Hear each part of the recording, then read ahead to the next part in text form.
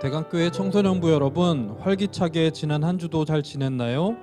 방학 동안 보람찬 하루하루를 보내길 바라며 오늘도 비록 온라인으로지만 반갑습니다. 이제 2021년 1월 24일 주일 청소년부 온라인 예배를 함께 드리려고 합니다. 우리 마음 모아 하나님께 예배하며 나아갑시다. 먼저 사도신경으로 함께 신앙 고백하시겠습니다. 나는 전능하신 아버지 하나님 천지의 창조주를 믿습니다. 나는 그의 유일하신 아들 우리 주 예수 그리스도를 믿습니다. 그는 성령으로 잉태되어 동정녀 마리아에게서 나시고 본디오 빌라도에게 고난을 받아 십자가에 못 박혀 죽으시고 장사된 지 사흘 만에 죽은 자 가운데서 다시 살아나셨으며 하늘에 오르시어 전능하신 아버지 하나님 우편에 앉아 계시다가 거기로부터 살아있는 자와 죽은 자를 심판하러 오십니다.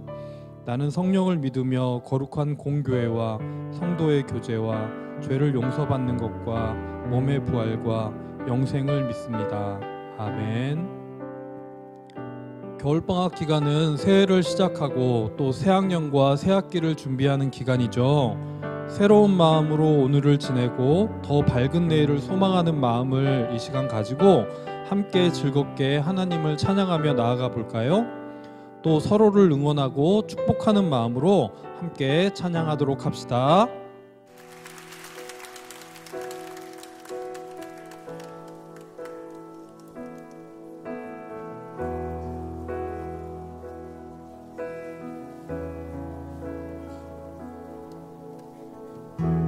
은혜의 주님이 당신을 축복하고 사랑해 주님이 함께 하시네.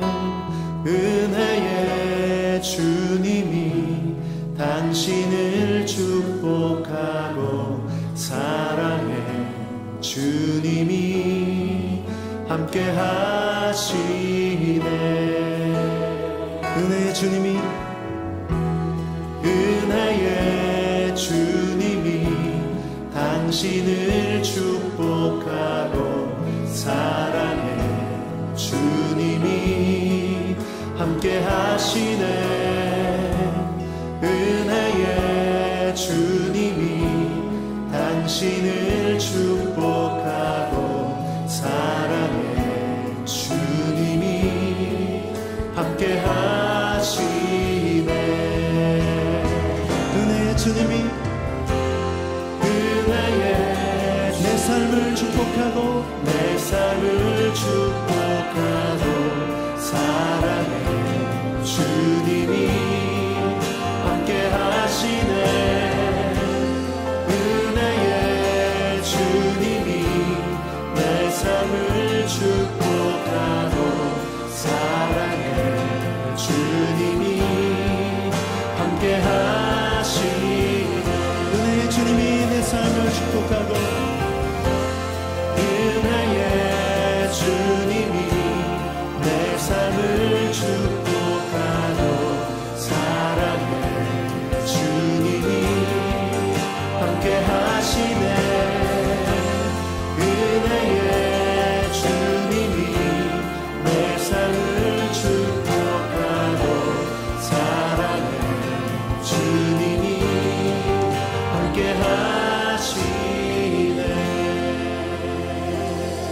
축복합니다. 사랑합니다.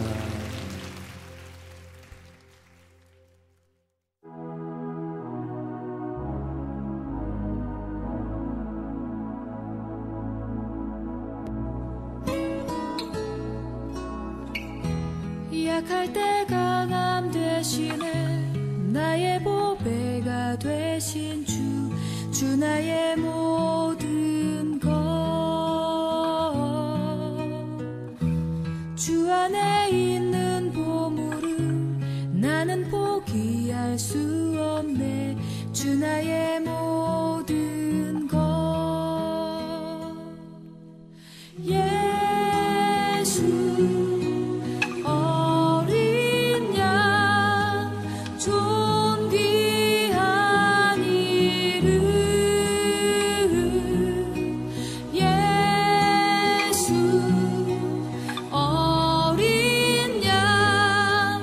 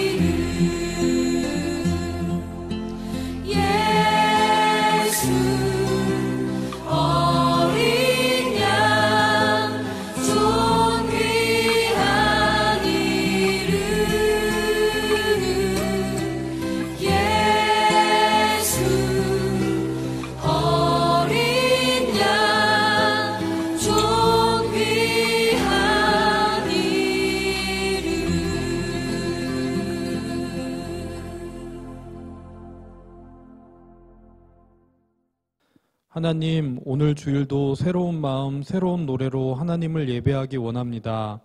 하나님을 만나 예배하는 이 시간만큼은 저희들의 딱딱한 마음, 굳은 생각이 어린아이와 같이 말랑말랑한 마음, 유연한 생각으로 바뀌게 해주세요.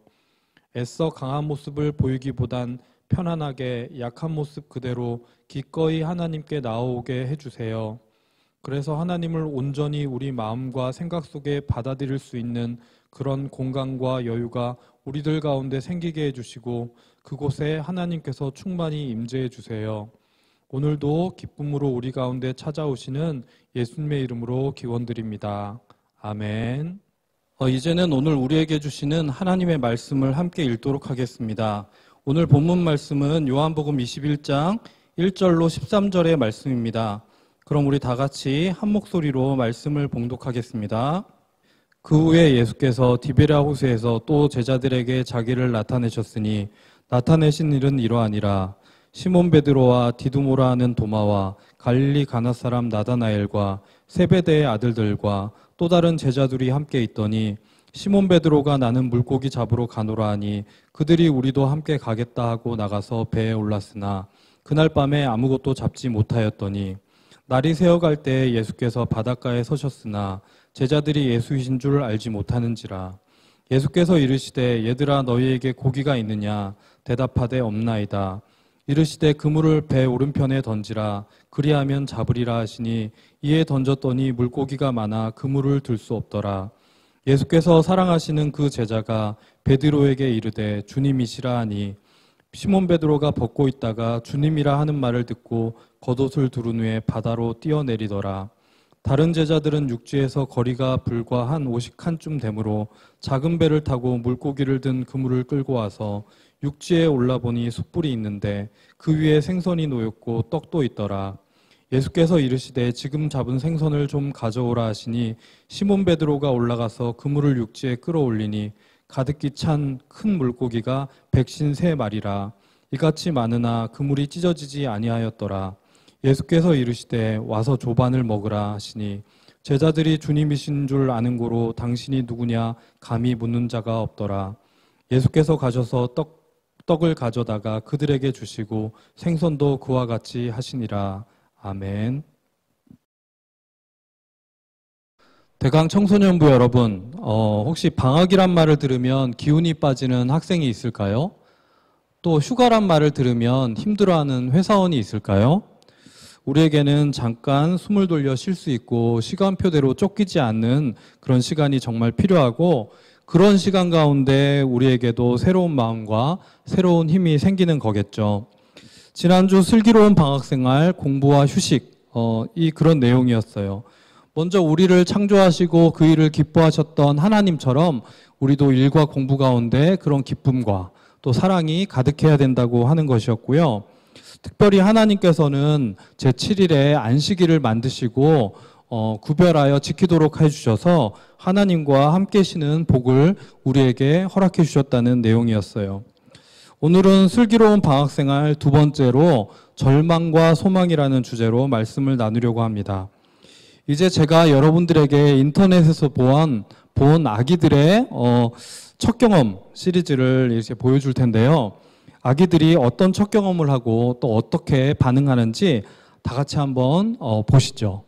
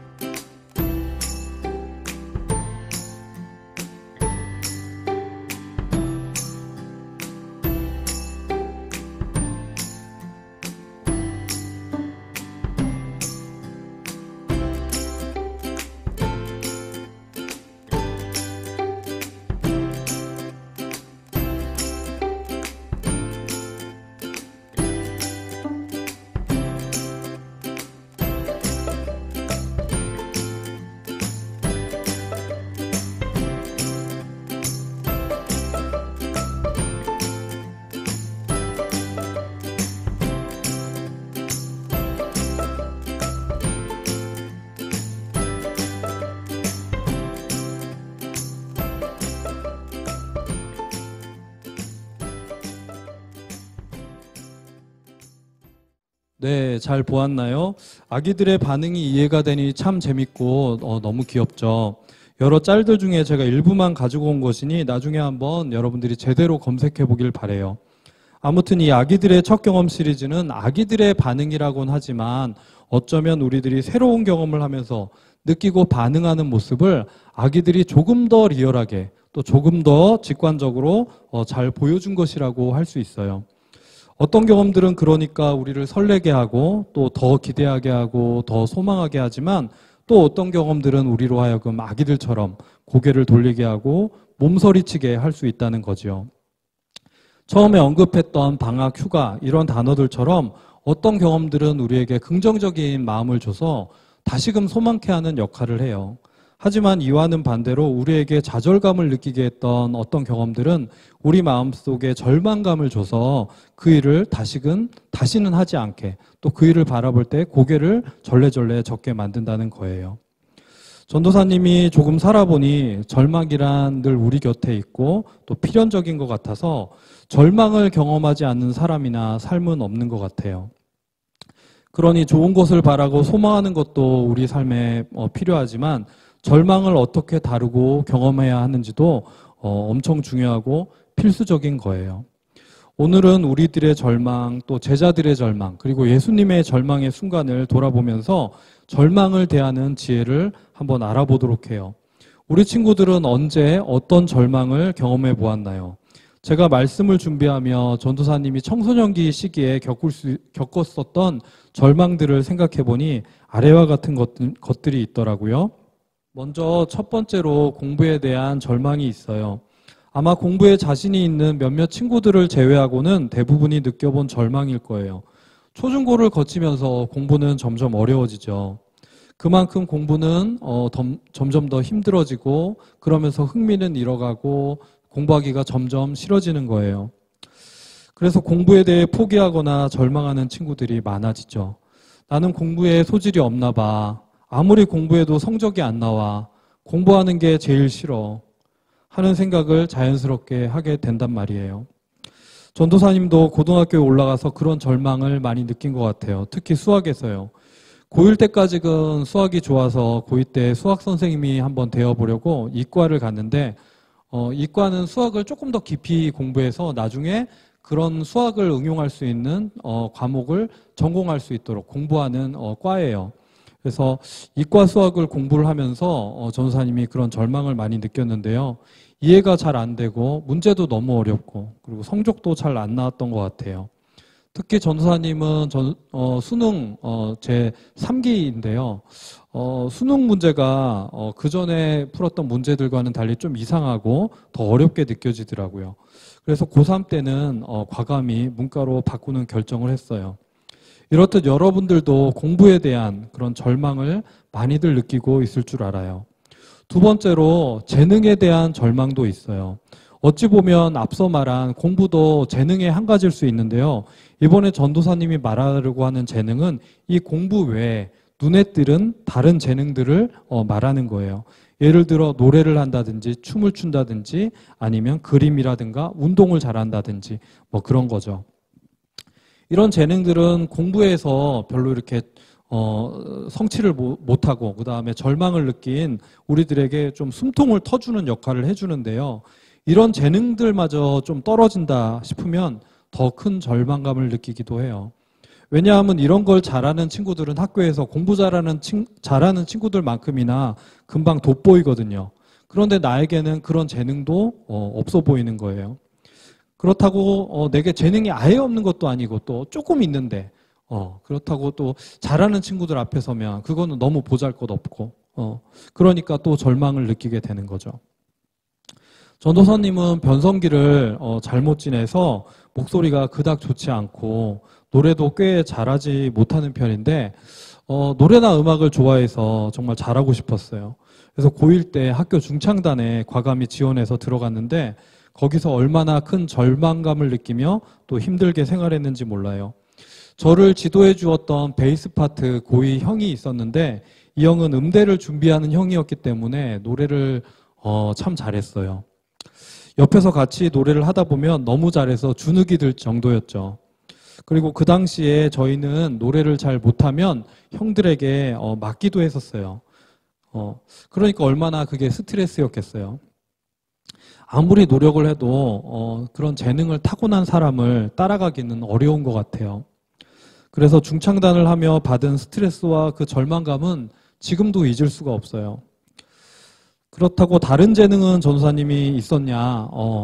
춤도 꽝이고 그림도 꽝이고 그나마 운동은 좋아해서 그럭저럭 했던 것 같아요. 아무튼 여러분들도 여러분들에게 주어진 그 재능 때문에 고민하고 절망해 본 경험들이 다들 있을 거예요. 세 번째로 외모에 대한 절망이 있어요. 이건 뭐 자세한 설명이 거의 필요 없죠. 청소년기 때 외모에 대한 컴플렉스를 느껴보지 않은 친구들은 없을 거예요. 왜냐하면 청소년기는 아이에서 어른으로 커가는 중간 단계이기 때문에 외모가 제대로 완성되어 있지 않은 그런 시기이기 때문이에요. 초등학교 때까지는 괜찮았는데 중학교, 고등학교를 거치면서 신체적 변화가 급격히 일어나고 그러니까 이런 변화들은 여러분들이 지금 겪고 있으니까 너무나도 잘 알죠. 거울을 보면 얼굴도 이상하고 키와 몸매도 내 마음에 안 들고 또 목소리를 들으면 목소리도 이상하고 이도저도 아닌 듯한 사람이 거울 맞은편에 있는 거예요.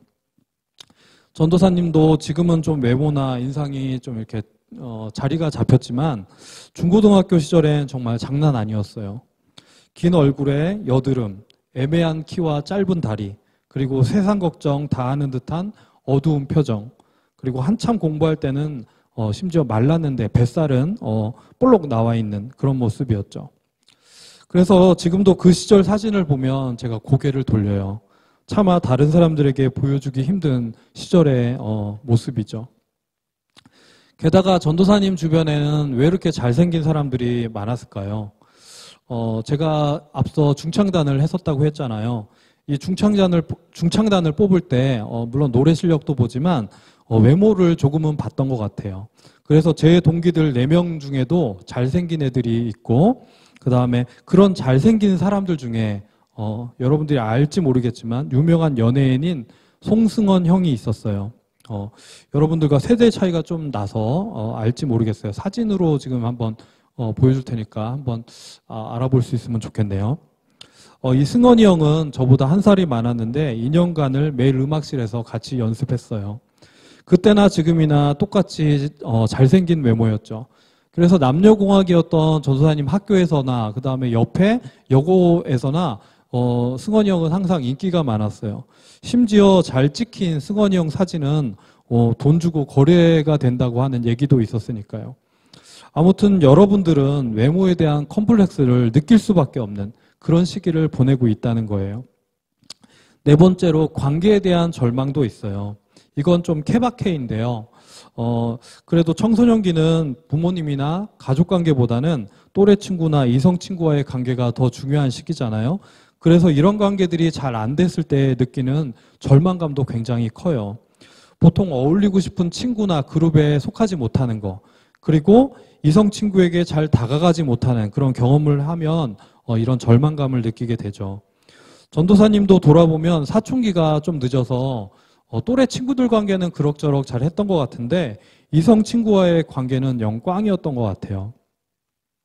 물론 교회를 다니며 편한 여사친들, 그런 여사친들은 많았는데 중고등학교 시절에 정작 좋아했던 이성 친구한테는 그 마음을 잘 드러내지 못하고 소가리도 많이 하고 또 용기 내서 편지로 고백했다가 차였던 적도 있어요. 여러분들도 또래 친구들과 이성 친구 관계 속에서 그런 경험들 조금씩은 가지고 있을 줄 알아요. 마지막으로 타고난 환경에 대한 절망도 있어요. 이 절망은 어렸을 때부터 내가 접하고 알게 된 것이라 가장 먼저 느낀 절망일 수 있는데요. 어리고 학생인 지금의 내가 바꾸기 어려운 그런 현실적인 문제라 가장 먼저 자연스럽게 받아들이는 절망이기도 해요. 가정 형편이 조금 어렵다든지 가족 구성원이 조금 다르다든지 또 가정 분위기가 다른 집과는 다르다든지 해서 어렸을 때부터 일찌감치 알게 된 것들이에요. 전도사님은 어렸을 때 부모님께서 옷가게를 하셨는데 가게에 딸린 단칸방에 세 명의 가족이 겨우 누워 잘 수 있는 그 좁은 방에서 살았어요. 그 좁은 방문을 열면 바로 가게가 나오는 그런 구조였죠. 집안 형편이 어려워 부모님께서는 전도사님 혼자만이라도 잘 키우자라는 생각으로 아들 하나만 낳으시고 그 뒤로 아이 낳을 생각을 하지 않으셨어요. 그래서 저는 그 사실을 알고는 동생 갖고 싶다는 얘기를 부모님께 한 번도 해본 적이 없었어요. 그리고 늘 가게 일로 바쁘셨던 부모님의 모습을 보면서 고3 때까지 한 번도 반장이나 부반장, 회장 이런 것들은 꿈꿔보지도 않았고 그리고 바란 적도 없었어요. 또 아버지는 어떤 분이셨냐? 너무 무서운 분이셨어요. 그래서 어렸을 때부터 아버지로부터 많이 맞았고 아버지가 제일 두렵고 해서 전도사님이 크면 물리쳐야 하는 원수 같은 제일 첫 번째로 꼽는 그런 분이었죠. 청소년기 때도 아버지랑 그렇게 사이가 좋지 못했던 것 같아요. 여러분들도 조금은 다르지만 여러분들이 타고난 자신의 모습과 환경에 대해서 그런 절망을 느껴본 경험이 있을 거예요. 아무튼 이 모든 것들이 합쳐져서 나 자신, 자기 자신에 대한 절망이 생겨요. 이 절망감은 정말 불쾌한 것이라서 마주하거나 인정하기가 정말 어렵죠. 그런데 누구나 다 느끼는 이런 절망감을 넘어서 사람들은 어떻게 자신을 긍정하며 하루하루 소망을 품고 살아가는 것일까요? 참 신기하죠. 이제 오늘의 말씀 속에 나오는 제자들의 절망 상황을 돌아보면서 절망 가운데 있었던 제자들이 자기 자신을 긍정하고 소망을 품게 된 그 비결을 알아보기로 해요. 오늘 말씀의 배경은 다들 알겠지만 이러해요. 그동안 예수님을 잘 따르고 함께 죽을지언정 예수님을 부인하지 않겠다던 제자들이 말씀대로 예수님이 십자가에 달려 돌아가시게 되자 예수님을 하나둘씩 부인하고 그 자리를 피했던 거죠. 그리고는 예수님을 배신한 자기 자신에 대한 절망감, 그리고 설마 했던 예수님이 십자가에서 정말 죽어버린 그런 절망감 때문에 자신들의 고향이었던 갈릴리 지역으로 다시 돌아가 본래 하던 어부일을 하는 그런 장면이에요. 그 패배감과 절망감을 어떻게 한마디로 설명할 수 있겠어요?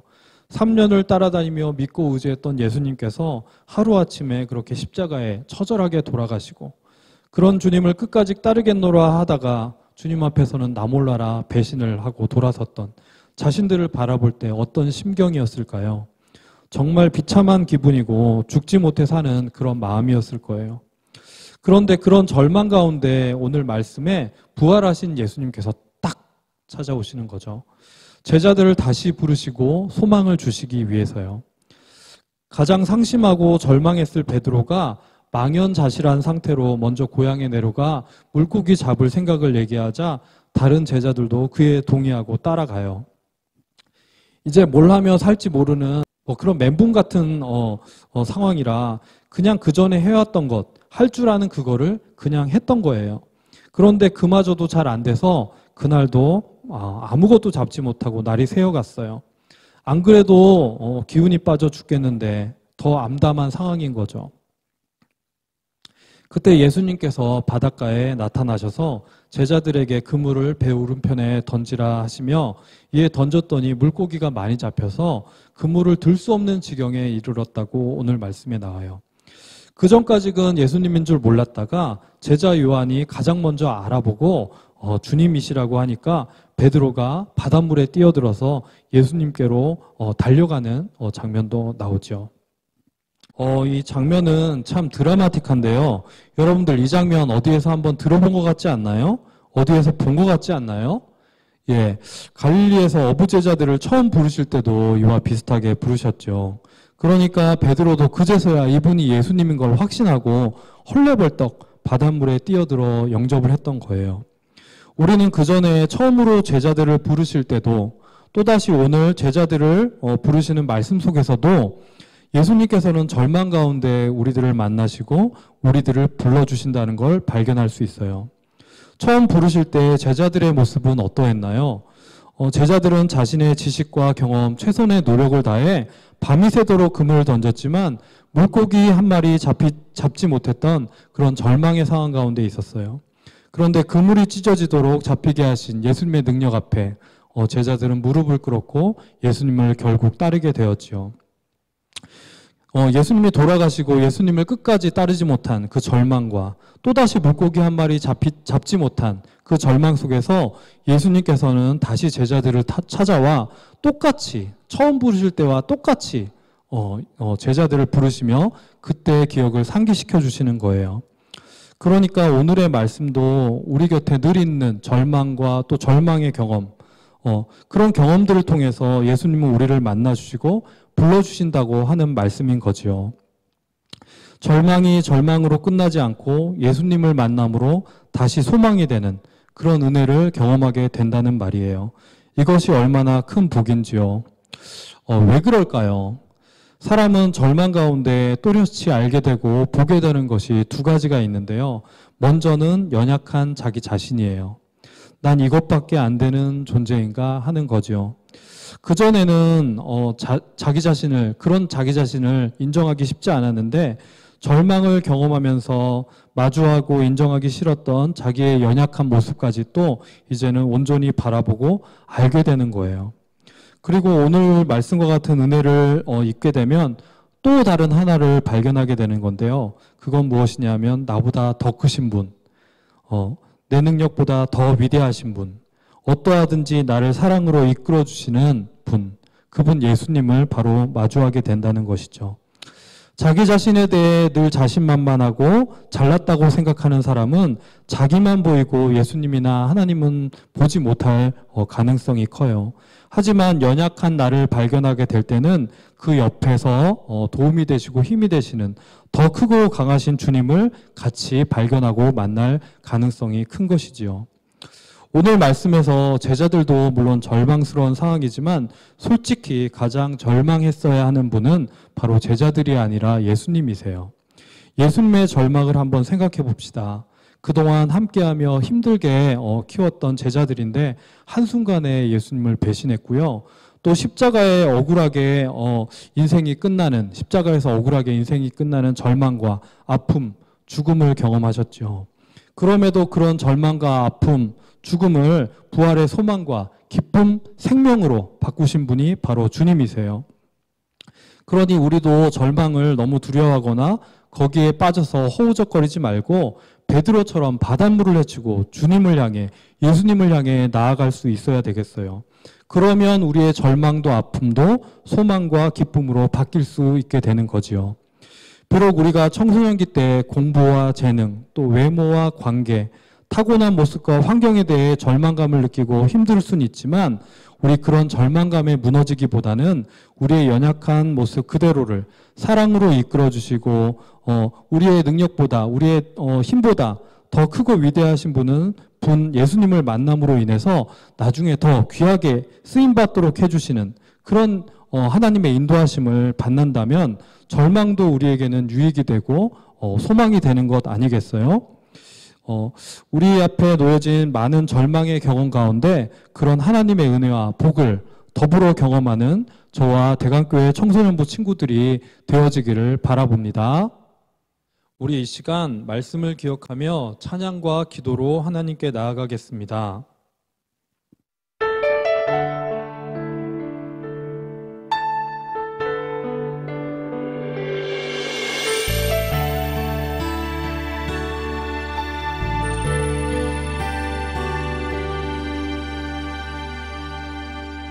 주 사랑이 나를 숨쉬게 해 세상 그 어떤 어려움 속에도 주 은혜로 나를 돌보시며 세상 끝날까지 지켜주시네. 주 사랑이 나를 이끄시네. 내가 갈 수 없는 그곳으로 주의 사랑 나를 붙드시며 세상 끝날까지 인도하시네. 주님만이 내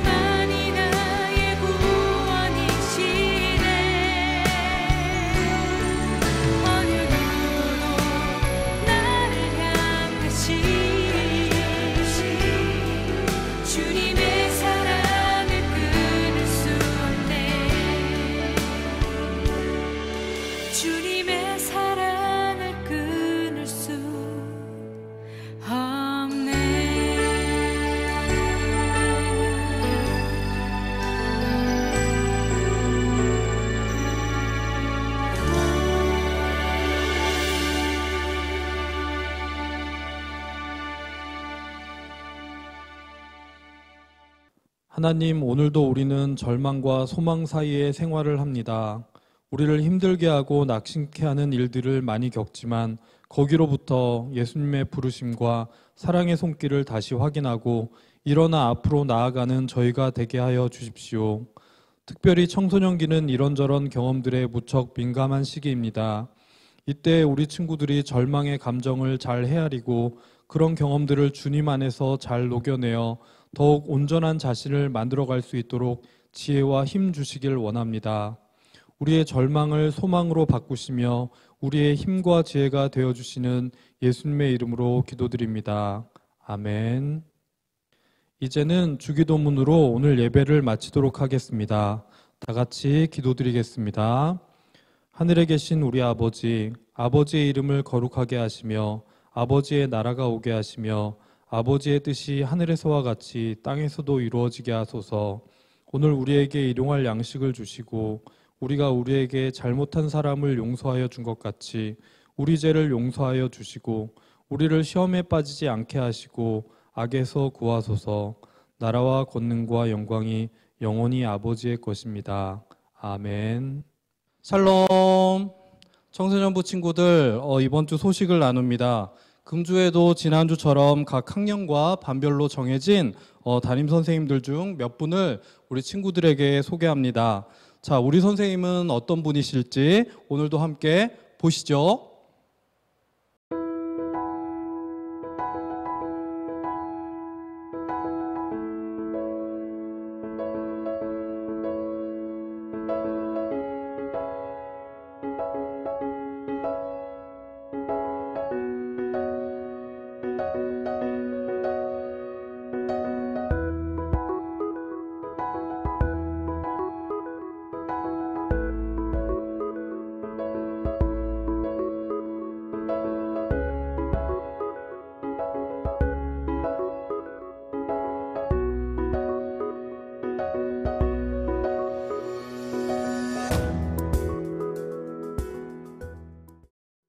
네, 두 번째로 지난주 소식 나눈 대로 청소년부 예배는 이번 달 말까지 하던 대로 계속 주일 10시에 유튜브로 공유된 예배 녹화 영상을 통해 드려지게 됩니다. 2월에는 부디 더 나은 예배 환경이 될 수 있도록 함께 마음 모아 기도해 주세요.